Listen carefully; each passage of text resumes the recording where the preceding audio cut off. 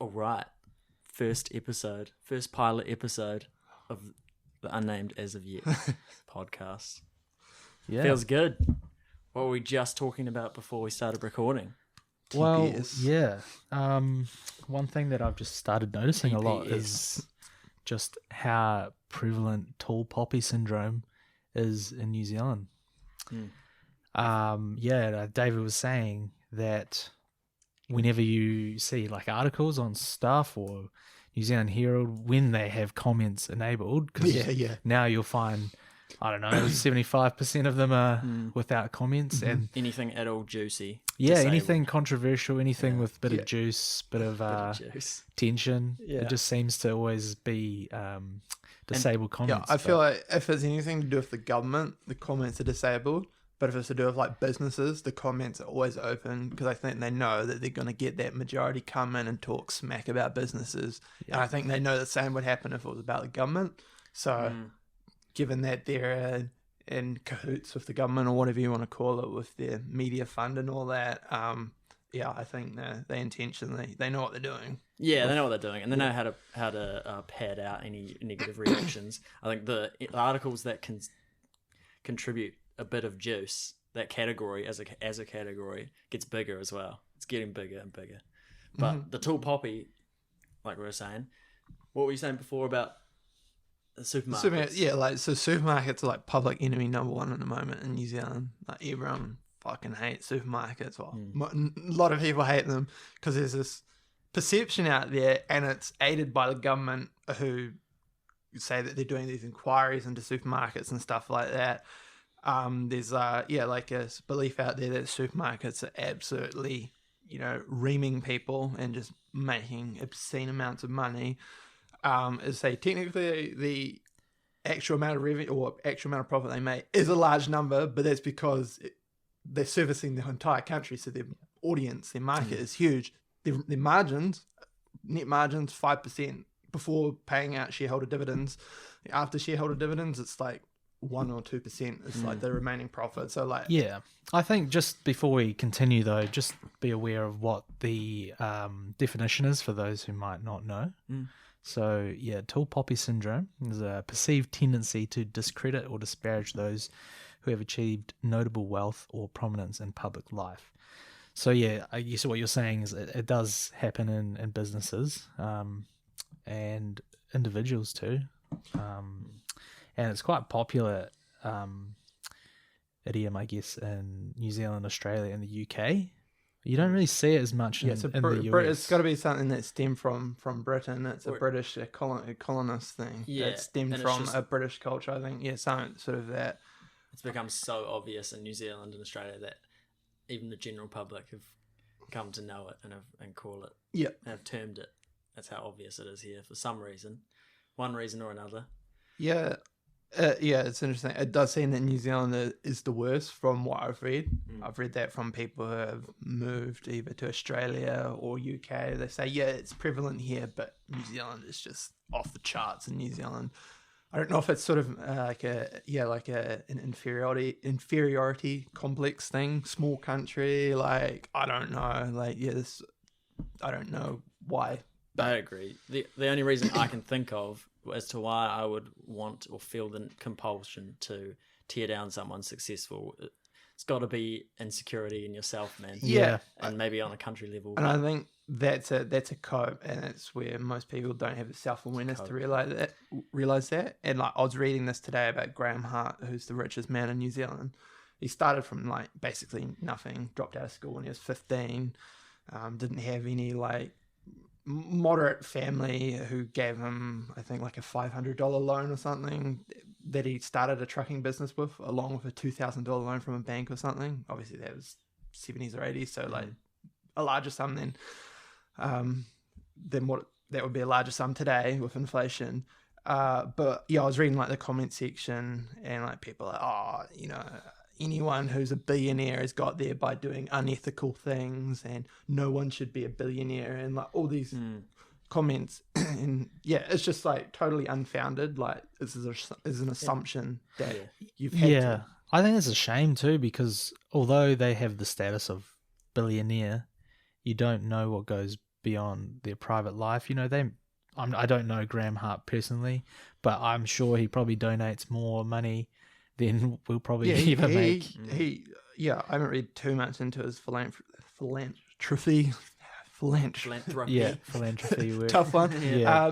But I know he gave a bunch of stuff away to Tonga after the volcanic eruption, like 30 boats or something, and a number of food supplies. And I think he works with, does stuff with Starship Foundation. So yeah, for sure, like he's doing good stuff out there.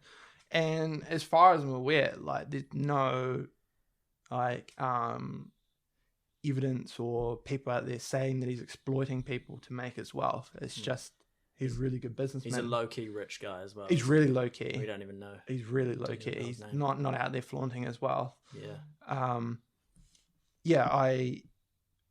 I think he just started small and expanded, and he's really good at doing that. It's not a case of exploiting people or anything like that.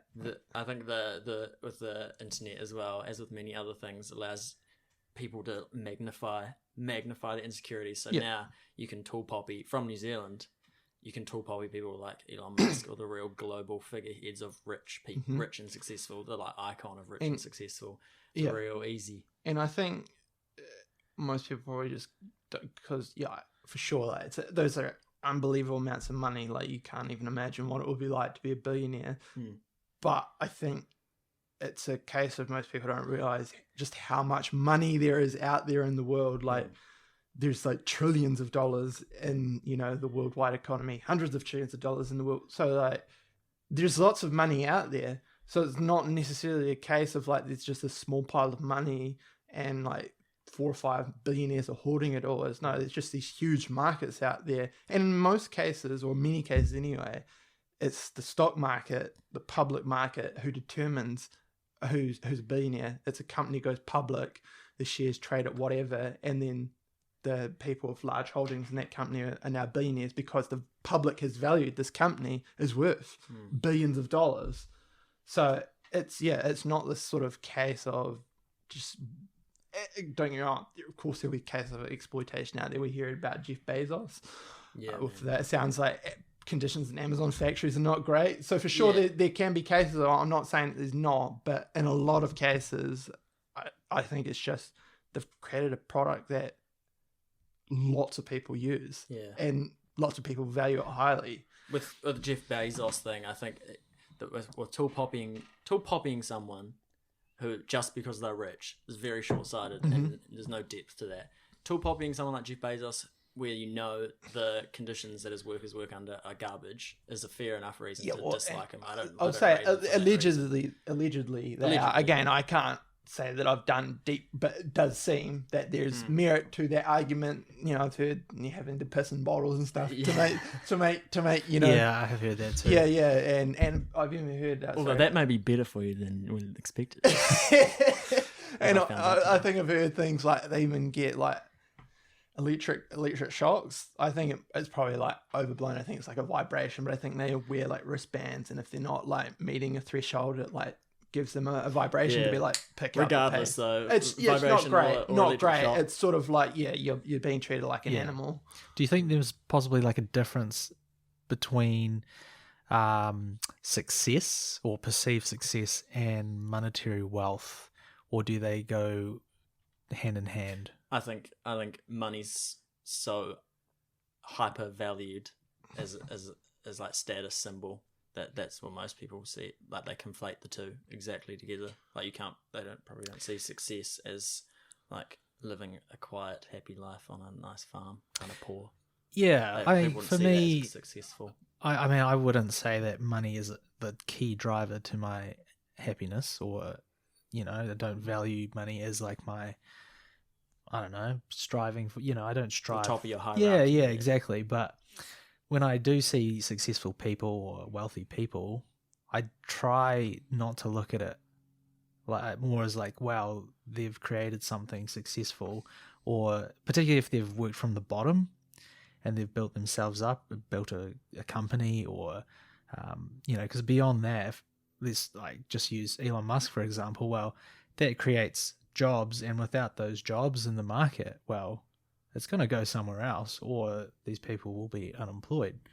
So it is creating value for everybody out there, but I guess it's hard to see because we don't really fathom just how much work goes into it behind the scenes, and I guess we all just see it as like this is how much money they're making. In most cases, like we it's like the iceberg. We don't see the shit below. Yeah, so underneath. we see it's a tip, and it's like you didn't see the 20 years of when that company was like nothing. Like you can pick this out about like any company. Like Apple was a nothing company for like 20, 30, 40 years almost. Somewhere they became big, like mid iPhone really. And they've been around since the 80s. They're a nothing company for 20 or 30 years. Netflix has been around since like the late 90s, I think, even if not early 2000s. They're a nothing company until like, maybe 10 years ago at best. Well, even Netflix, for example, before they were a streaming site, they used DVD rentals through the mail. So a lot of these companies were like nothing companies for ages.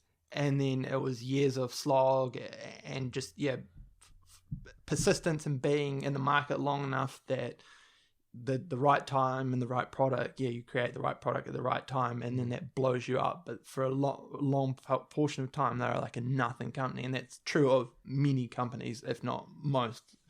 So why do you guys reckon New Zealand and Australia specifically for the tall poppy? Because I mean, on a global scale, New Zealand and Australian culture is pretty much the same for all intents and purposes. We can't really, honestly. And both colonies are British. So it it's got to be something there, right? Got, and especially if Australia being like founded on, a prisoner colony or whatever, I suppose then you would theorize that they should be worse than ours, and it doesn't seem they are. So I don't know, maybe there's nothing to do with it. But I think it's got to be something to do with. Do you guys reckon it could have something to do with just being a new country, being a relatively new country? Possibly. UK might be a natural progression for us. America's a relatively new country as well, isn't it? What that was? True. 1700 or something. They're the prime example of not tall poppy syndrome. They're the complete opposite. Yeah, they're the complete opposite. As a generalization, of course, it's still there. You're right. But so I don't know. And then probably China's one of the oldest countries, and I'm imagining tall poppy syndrome. I don't know. I don't purport to know how to. Well, I'm guessing it's in a different form over there, whereas because it's that sort of Marxist, culture where it's all about the whole rather than the individual parts. So I'm guessing it is a thing there, but in a different sort of way. Maybe there's that on a mass scale in the Asian countries that a rising tide floats all boats. So they're not going to tear down someone high because they recognize that it's bringing all of them up. I think that was the case, but I think, speaking specifically in China, they're doing that at the moment where they're tearing down individuals.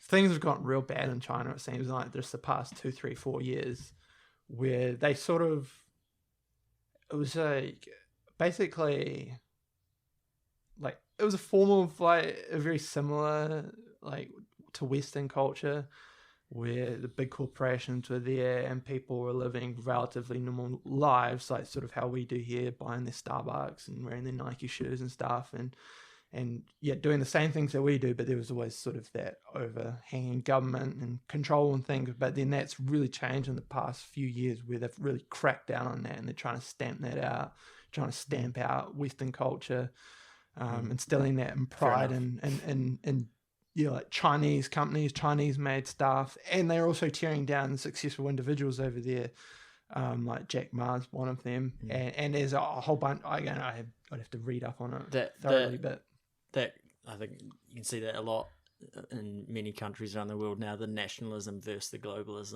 and there's the massive rift that's real obvious in America, but Russia, real nationalistic, and now China and a lot of the Asian countries, to be honest, quite a bit more focused on nationalism. Seems like more just the Western countries that are just edging towards the more nationless. Yeah, I just had a thought. It seems like it's a very different thing. For example, when it comes to sporting teams, like in New Zealand, it's quite prevalent here that we. In Australia. Like we have tall poppy syndrome, but when it comes to say supporting the All Blacks, most people get on board and they ride that wave. Yeah. It comes to like individual success. Yeah, I don't think it's just a classic case of like if you're like part of the group or you're the one that's successful, then you're gonna think that it's awesome. But if you're missing out, then you're just going to assume that, they're a piece of shit, whatever. They're exploiting all these people. But if it's like your dad, you're going to be stoked. Like, my dad's a billionaire and like you should see all the hard work that he puts in. Yeah. And in the case of like All Blacks, it's your team. You're part of that success. So that's one of the things that I think is missing from the when like cringe conservatives will joke about female sports and all that. We all know that. But I don't care if it's like New Zealand anything. If it's New Zealand children versus Australian children, I'm gonna be rooting for the New Zealand team. I don't care. It doesn't matter if they're the highest like example of that sport. It just creates what you're saying. It's like that team. If it's a women's team, as long as it's my team of something, if I can relate to it. I personally, I don't even care about All Blacks, but that's just me. Like, I don't care about New Zealand in general. Oh, that's a controversial thing. In terms of sporting, I should say. I'm just like, I care about New Zealand as a country. I think we're a pretty great country, although I think we're heading in the wrong direction. Hopefully, we can put the brakes on that. But when it comes to like, I couldn't give a crap if the All Blacks lose, win. In fact, I think I actually do get some enjoyment out of seeing them lose, not because they're so successful, but just because it's like the reaction. It's like, oh my goodness, like it's kind of like the tall poppy syndrome. You're bringing them back down. So it sounds like that, but it's not because it's. To me, it's like a novelty thing. It's like it's great to see. Like it's like the country comes to a standstill when the All Blacks lose. We've almost seen too much success to the point now where it's become expected, and so anything less is not good enough. I think, it's just one of those things where it's like it's a novelty. It's like you get so used to seeing them succeed that when they lose, it's like wow, like it's actually like we throw a tantrum. Well, it's just like it's a novelty. It's like whoa, like that actually happened, and it's I think that's pretty exciting. But again, it's like you say, it can sound like tall poppy syndrome. It's an interesting one too because I believe I've read after the All Blacks lose a game, domestic violence goes up, which is that's another problem. We won't go into that, but that's which. Yeah, maybe when it becomes like a tribal thing, you add like your sports team or your country where you feel as though you're part or the word tribal now. you're collective, you're part of the party or you're part of the team. It's different, but from the outset, you might maybe it comes down to a feeling of maybe feeling left out or wishing you were in that position. But I guess maybe it's like a personal mindset thing and how you view it. Because I mean, personal. I think you're right. From I guess looking back in the past few years, I probably fell quite victim to that mindset. Well, why are all these people doing so well, and I'm not, and there becomes that whole jealousy factor. But then trying to turn that into a viewpoint. Well, these people are actually quite successful. I should be aspiring towards reaching the same goals. It's a completely different worldview, isn't it? And I mean, I had this thought. How many times would you drive around in public and you'll see, a fancy car with 70, 80K plus, which for a lot of people is, that's life changing and first home deposit sort of money. But at the same time, it's like, well, if you're living your life in a way that you just pick-pointing everything that you see as like an issue or a problem, then you're never going to get there yourself. It's like a whole reframing your whole world view. It's like we're looking at mistakes as learning opportunities, or as a good thing. Yeah, or you can choose. It's a choice. You can choose to be negative about it, or you can see it as a positive.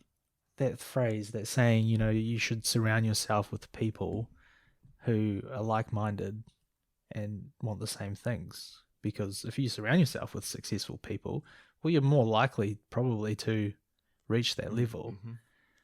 But yeah, it's a hard one to get out of that trap and having that victim. Especially if you're surrounded by other victims. Yeah.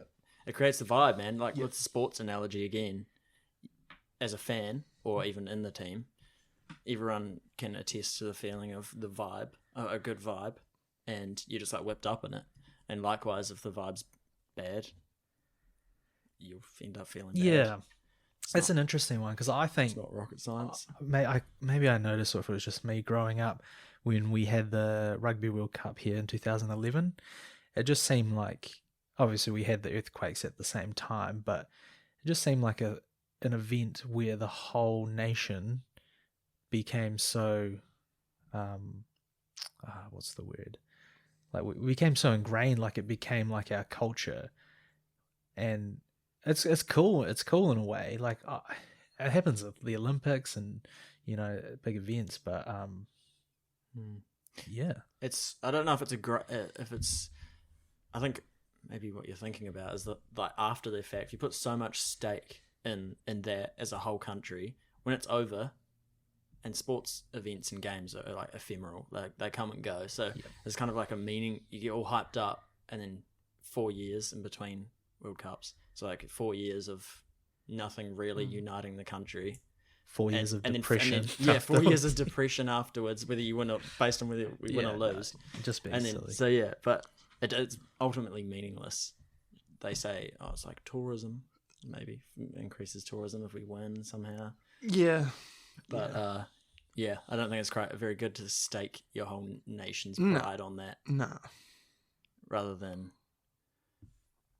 what else would you stake it on? I don't know. What is like China stake theirs on? Obviously not sports teams as much as New Zealand and Australia is.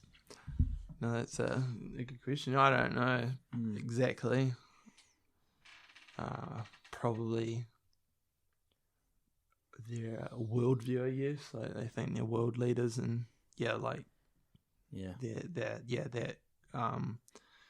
value as the whole rather than the individual. They probably pride themselves. Oh, and you see that, like I guess probably when that comes to stuff like like Taiwan and all that, where they're real big on that's part of China, like that's part of us, it's part of our history. I think I've read that Chinese people, or as a generalization, China's real big on their their ancestry. Like there's something there's a debate about it where they're saying that they've got some sort of lineage, and there's debate about whether that's true or not, but they're like really, I can't tell you off the top of my head, but there's something to that where they're saying that they're like this 5,000-year-old race or something, and others are saying actually no, that's not the case. I've read about it. Sounds racist. Yeah, but apparently, it's something to do, like they really identify with that. Kind of like I think how the Nazis were thought they are Aryans. It's something along those lines where they're saying, oh, this is our lineage. I think it's to do with I think might be to do with they're saying that they didn't come from Africa or something. They came from from somewhere else, and they're saying we weren't like all you guys. We came from here. We're our own special people. Yeah, and that's all good. Being proud of that is all good. It's what you do with it that matters. Yeah, that's probably a fair point. I don't think there's any issue being proud of your heritage. Although it's real hard not to take advantage for all the good things. You say we did this, we invented nuclear power. It's like we put man on the moon. Allegedly. Or we climbed Everest first. It's a bit sus. True. So I think unintentionally and subconsciously we can easily also in a way jump on to other people's success in that way. That's true. For sure. That's true. Yeah. I feel like that even this thing, with New Zealand, I think when it is something about the entire country, or we're facing someone else, we do become quite patriotic. It just sort of seems to be a thing when we're together alone that we try and shit on each other, but when we're pitted against the Aussies or whatever, that changes, and we are it's the whole rather than this guy's a billionaire so he sucks. And I think confidence mistaken for arrogance heaps. Like if you're very confident, especially as a guy or anyone actually, any sex, people can real easily take it as arrogance. Yep. I think especially when they're not confident themselves, Yeah. because they don't know what it feels like. Yeah. So how would they know what it like manifests like? So I think that's also part of it. They think just because you're rich, you're probably confident. If you're rich or not rich, sorry, if you're successful, you probably have some degree of confidence, self-confidence, and so that like disdain for those kind of people from the people who don't have any confidence might be where it comes from. True.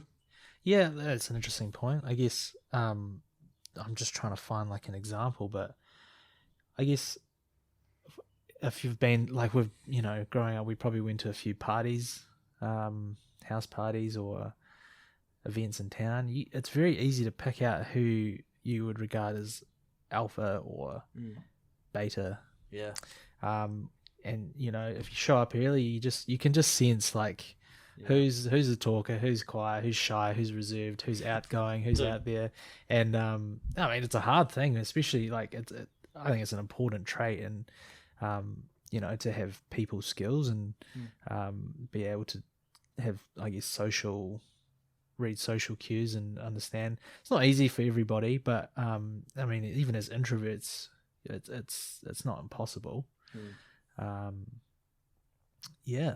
I don't know if you guys can relate to this, but that just reminded me when in like the teenage high school years where you're like really focusing on that. Because you see these like alpha guys, who are like talking to all the girls, how do they do it? And you sometimes just will straight. I tried it a few times. I just straight rip a technique off them, and without the confidence that they naturally have, comes across real bad. Like doesn't land at all, real cringe. I'm like, whoa, that didn't sound good coming out my mouth. It'll be something that I would have considered maybe a little bit derogatory to call a girl, but for them.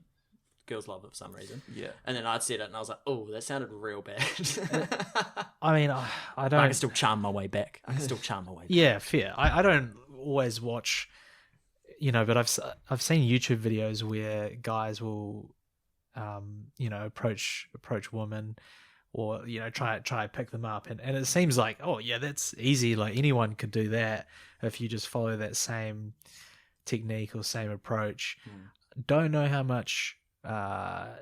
good looks would have on that, but I get, girls probably and women probably sense confidence from a mile away. Yeah, but everyone can. Yeah, everyone you can. Totally, you totally can. Sex. Like you said, you can tell. You can tell straight away. Yeah, that's a phase. That like pickup phase is something that you definitely need to grow out of. Yeah. I think every guy would have been in that YouTube, or maybe that was just a time thing, not even a generational thing, or like an age thing. But if you haven't grown out of that by the time you're 20, I don't know, early 20s, cringe alert. Well, yeah, I guess, there's always going to be people that reach that same age as time goes on, so that will probably live on for... But I'm just thinking whether it was just a YouTube thing for that time, like real popular on That's YouTube true. Just at that time, or not, I wonder. I have to go talk to some 12-year-olds.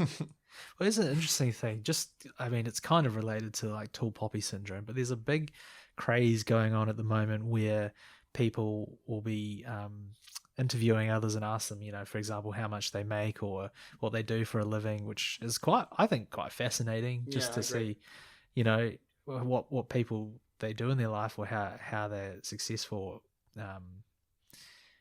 But it's kind of celebrated in the US especially, which, we, for the most part, New Zealand and Australia, we, being Western countries as well, we used to view the US as like, quotes, the greatest country in the world, or our allies, particularly with war. Yeah. Why can't we adopt that same mindset when it comes to success? That had to be coined by America themselves, calling themselves the greatest country in the world. They didn't give them that title. I'm sure they gave it to themselves. Yeah, I guess. Yeah, you might. But so exactly your point though. Why can't we just give it to ourselves, and then start? I mean, words are powerful, man. Yeah, words are powerful. If it became a slogan as much as it did in America, it'd be like a self-fulfilling prophecy. Yeah. Maybe. Maybe we should come up with a catchy slogan for New Zealand, something that rhymes with Zealand. That Well, makes us alpha as a country. we would. Well, see, I'm using that same thing you brought up, where I say we, but New Zealand as a country, we were probably known for, I guess, our clean green image. Maybe Yeah, not that's so one. much, There's or, one. or in our tourism. I Same think how many years ago it might have been in the last 10 years we had that 100% pure Yeah. New Zealand campaign. I can't remember it completely, but I think it was more from a tourism perspective. And like, I guess for those people that you may bump into around the world when you bring up New Zealand, that's probably one of the first things they would bring up, like, No, that's a yeah, real I'd good love point. to visit New Zealand. I'd love to, you guys have great mountains and Yeah. great beaches and, Yeah. I think that's true. We do have a slogan, and it is Clean Green New Zealand. That was made by us or government, and then it's pretty a common phrase that we all know now. But when you have something like that, the same will go. I think for the America being like the greatest country on earth or whatever, you end up putting your blinders on. Like, we are not clean and green as Yeah, general for sure. decent Definitely things. There's no way.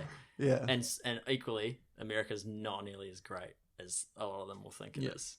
no. It's real obvious as well from as soon as you start looking at any facts, any stats or anything. Yeah. About the country.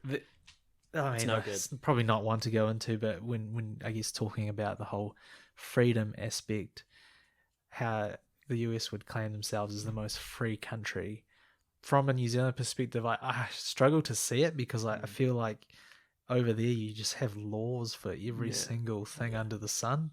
Those things, it's basically propaganda, I reckon. Again, it's come from proclaiming how free they are. I don't know if that's a grassroots idea or a grassroots theme that's projected, or if it's just Well, I mean, perpetuated by the government. And I guess the free thing you could agree with is their whole sense of free speech, whereas I think they are the only country in the world that has, they're protected through free speech. If we were to say something in New Zealand or Australia or the UK, I'm pretty sure, you can be arrested or yeah, no, that's a side topic anyway. That's true. There are other ways to get around that, though, as you can see, the free speech thing, like with the private companies being able to ban whoever they want now. It's kind of blurs the lines a little bit. That's true. But I'm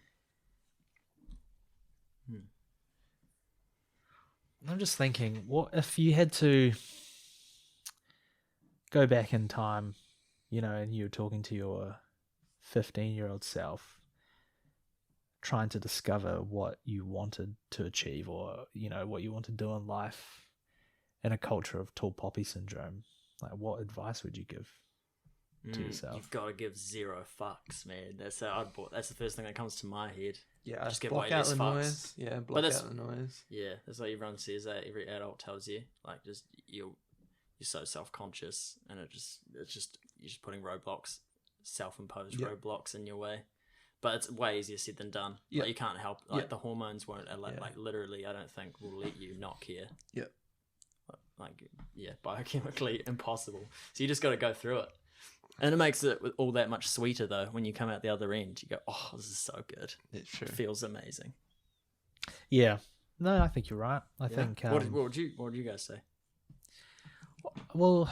Very much the same. Yeah, I'd say, like, block out the noise. Like, focus on what you can control. Like, you're gonna have haters. Just, like, don't listen to them. Like, they have no bearing on... I agree with that, but I think also... You do have to leave some room for, I guess, like, constructive criticism and the ability to, like, take on what other people say. But to probably those who are, more valuable, and you probably should have a good group of friends or counsel that you trust, who you can be honest with each other. And just find, like, good support networks. It's very hard to... I mean, that's easier said than done. Especially coming out of, like, high school. You grow up in the same environment. You see the same people every day. And then once you finally leave and you start, like, living out your life in the big world, Mm.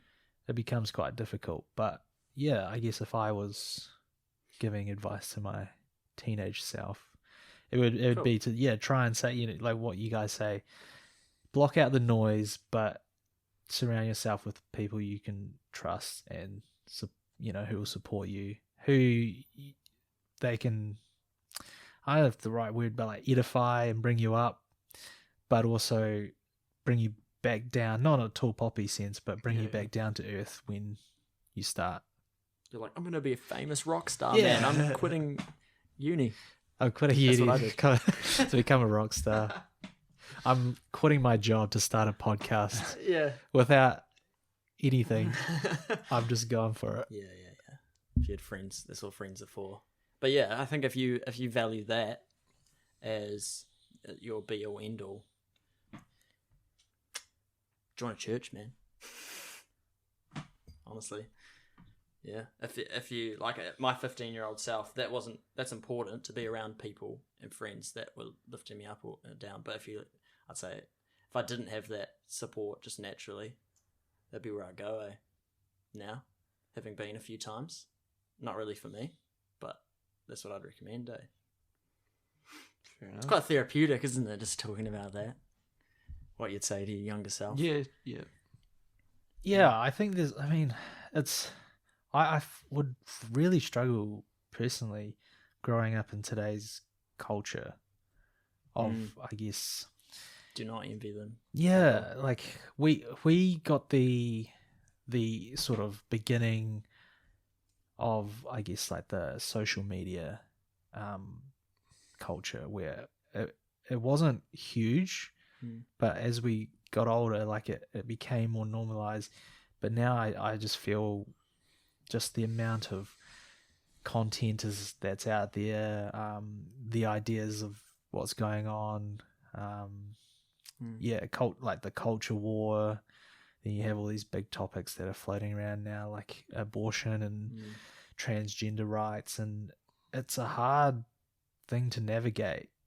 Like it's not just black and white, but I don't envy teenagers and children growing up. It's not easy. They won't know how fucked they are until it's too late anyway as well. Doesn't it feel like that social media is the split? Don't you feel like it's a real split? It's like a different world after. It's a completely different world. It feels like. I think so. Yeah. Interestingly enough, I think there's some stat. There's an important like Facebook stat where it's like the amount of users ticked over like a certain amount. It's not like half of the world's population. It's some important yes, stat. I think I've seen and it happened that. in 2012. It was in the 2012 where the stat happened. And dude, that's when the Mayan calendar ended. They said there was going to be apocalypse, which is just.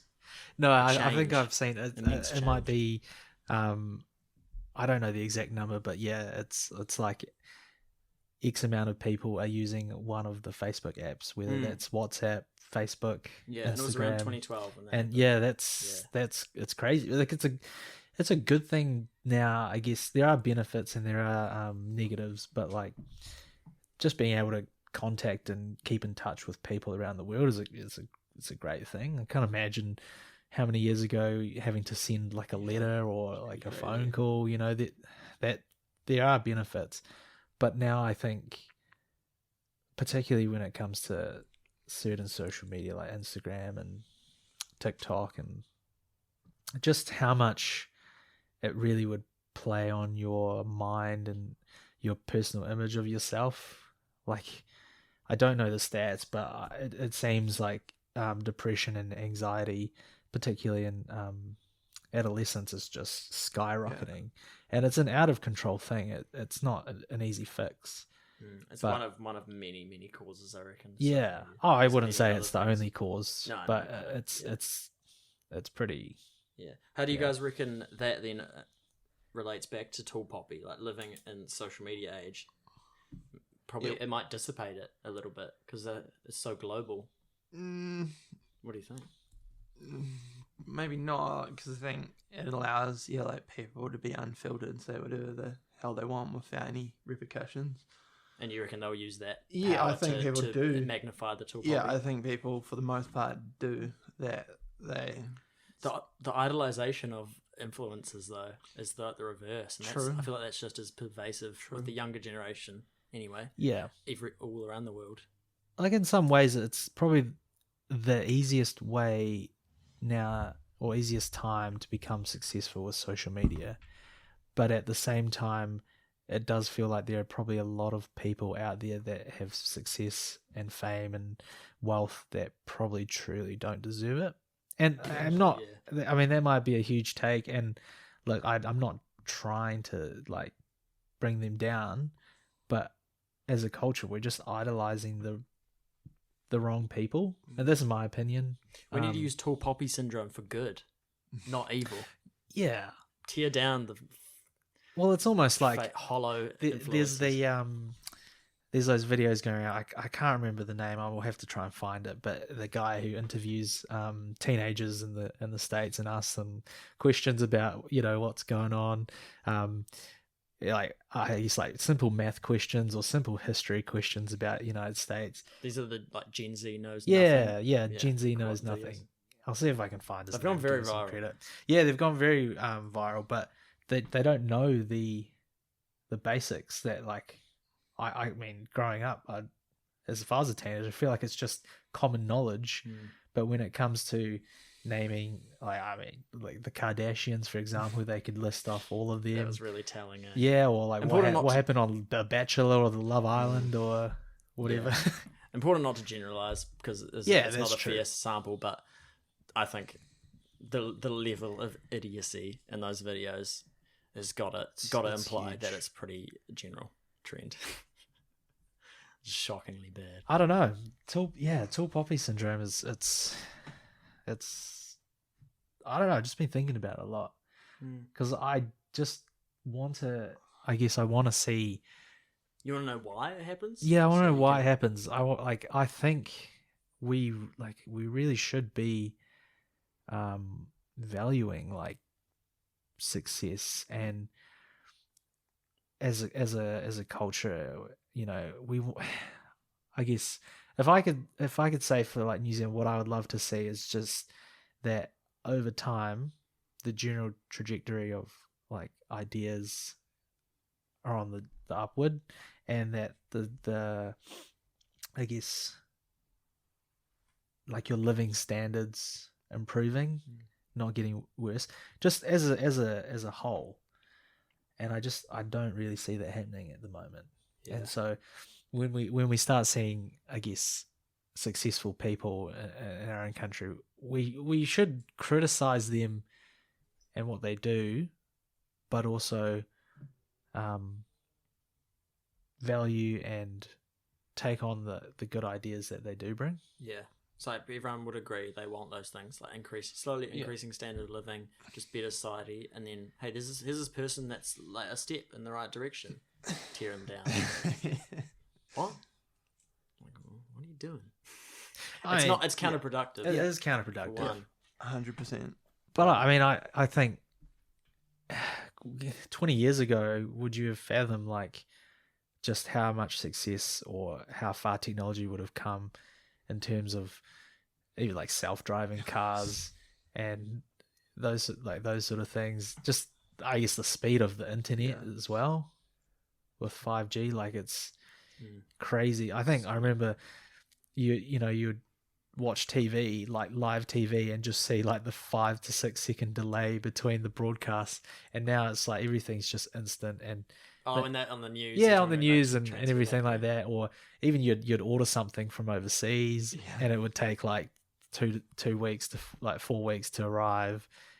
I mean, sometimes it might still happen now post pandemic life, but you can pretty much get something at your doorstep within like a week at the most. I'm still muscling through this book called Future Shock that was released in 1970, so it's like 52 years ago now. Feels shorter than that, 1970, but anyway, that's how long ago it was released, and it was talking about the increasing pace of change and how people's relationships with it's not natural how fast our relationships with things especially are now, and how that like impacts that has on the brain. Like everyone's upgrading phones and clothing and everything's so fast that they attribute it to the cheapening of human relationships as well, because you're not in the same city your whole life anymore. Right. So you're moving around. There's like new friendships and human interactions are way more ephemeral as well. And that was released in 1970. And so they were like freaking. They was talking about people freaking out and wanting to go live in the country because, like, go back, like keep and maintain like a ideal living standard. Yeah, and so back then, and they were showing the rift between people who want the slow life, hold on to the old times, people like city livers who just like non-stop 24/7. And so that was 50 something years ago, which is wild. It's changed. Yeah, you try and have that balance, I guess. You're kind of forced into the fast. I don't think we even us realize how fast it is. We don't have anything to compare it to. Yeah. We don't know what the 1970s felt like. That's true. That is true. Yeah. Just one thing you were talking about is like relationships. Like I don't know if it's just me, but whenever I go out in public or if I'm at like a restaurant or a cafe, I just feel quite observant about what's around and like not stalking or watching people per se, but just seeing how many people like sit in front of each other with like on their phones. And I think it's so kind of like so sad to see. It's so obvious as well. It's so obvious. And I particularly remember sitting and watching these two girls had finished work by the sounds of it and were going out for a coffee, and one of them's like full attention, happy. The other one's just got her face buried in her phone, and you just see like the sadness in the other girl's face. Oh, that sounds tragic. It's horrible. It's for me, like for my wife and I, we try and set like a rule whenever we go out, like we strictly put our phones down on silent, put them away, unless we're discussing something that we would be like researching or looking at together. Yeah, it's an easy fix, but it has to be conscious because your phone's in the designed to work like on your subconscious, right? So if you're not being conscious, you're always gonna fail. It's always gonna end up like that. Yeah. But you're right. This is an interesting one. I this week I've decided personally I'm gonna try limit like my own social media usage. I've pretty much moved like all the apps on my phone around to have just like the necessities. So I think I've left like Messenger just for when I need it to contact people, my notes, I think Spotify just because I listen to a lot of podcasts and music. But I've noticed the difference already. Just like naturally your thumb going for the same like apps in the same place, but I've put them in a separate folder on another screen, and I just like small steps. But it will take a bit of time to get used to. Yeah, just like disrupts that pattern, eh? Yeah, just a little bit of a detox, I guess. Yeah, nice. I reckon it'd be fun to follow up on our things like that when we go this week, or just in the last week I've done this, and then we can follow up. I'm not tracking per se like the total screen time or anything, but when did you do this? How far in? It's probably like 4 days ago. Yeah, I just I noticed the amount of time that would just disappear, like from numb scrolling, or you just lose track. And so I guess for me, it's just wanting to build my own personal productivity and try and find just like a mindset of what is actually valuable at this point in time. And I guess try and focus on, there's only so many hours in the day, and if you're working a 9 to 5 and you've got your other things you want to do, there's not a lot of time, and you can easily lose an hour just on mindless scrolling. I think that might be a common thing for around about our age. You start working, and your time gets real squeezed. And you start questioning. I think everyone should always be questioning, but you start questioning what is valuable. For sure. Yeah. And you need to rearrange some stuff. You can't just go on habit. Because high school's kind of rough in that way, because it teaches you people say high school preps you for like how to, the school system preps you to be a good worker, but high school was a holiday. Yeah, 100%. For 5 years. Yeah. After 7 years of I'd more holiday before happily go back to high school. that. Like, I know. if you could go back without like the knowledge of where you are now, if that makes sense. Like Yeah. if it's like amnesia, you can Yeah, just yeah, relive yeah. high school. It's just down to the constant being around friends and close, Yeah, like that's it. It's like you With run free your time. your mates all day, every day. with free time. With Free time, no responsibilities. Like it's like a dream. It was awesome. High school was awesome. Any tall poppy syndrome at your high schools? High school. I don't. Ev and David went to the same high school. Yeah, I don't think so. I think it was pretty easy to see from the outset, like I guess like the popular kids, and you could quote them as nerdy or whatever. But it seems like now looking back, there's a few people that have fit that like nerdy or unpopular stereotype that are actually doing quite well and quite successful, and I think that's awesome. Like seeing those, and then seeing those guys who went to school with who valued themselves highly or part of the popular kids and showing off all the time, and just seeing them live like mundane lives. You do not want to peak in high school. Yeah. You don't Avoid want peaking in high school. It's a real If crash. someone's still at high school listening to this, Yeah. do not want the best times of your life to be at high school. It can be a big crash if you're at the top of the food chain at high school and then you leave and you're just nothing. Yeah. I think Self-sabotage yourself if that's the case. I think I'm pretty happy with the Say sense something that I outrageous. was the sort of person that, I guess, run of the mill, like I kind of got along with most people. No, there's a few people I didn't like, or I just keep to myself. I had like a, I guess, from teacher's perspective, like I was just that kid that could probably exert themselves more and achieve more, but like if I was to act up or play around, like I could get away with it. And it just came down to my own, like how much I wanted it. And yeah, I agree. I mean, was yeah, the same. kind of wish, I'd put more time and more focus, and it's so easy to say in hindsight, I wish I'd saved more. I wish I'd spent more time doing this and doing that. But also it's like, well, they were some fun times. Yeah, it was pointless. If anything, I wish I did less work. I valued too many assignments way too highly. I got tricked, man. Got to get a merit. Got to get excellence on this one. Man, it's going to look so good for my job resume. Yeah, it means, Couldn't be it more means irrelevant. nothing now. Yeah. It's funny to Should see. have coasted achieves straight up. Should have just coasted achieves on purpose.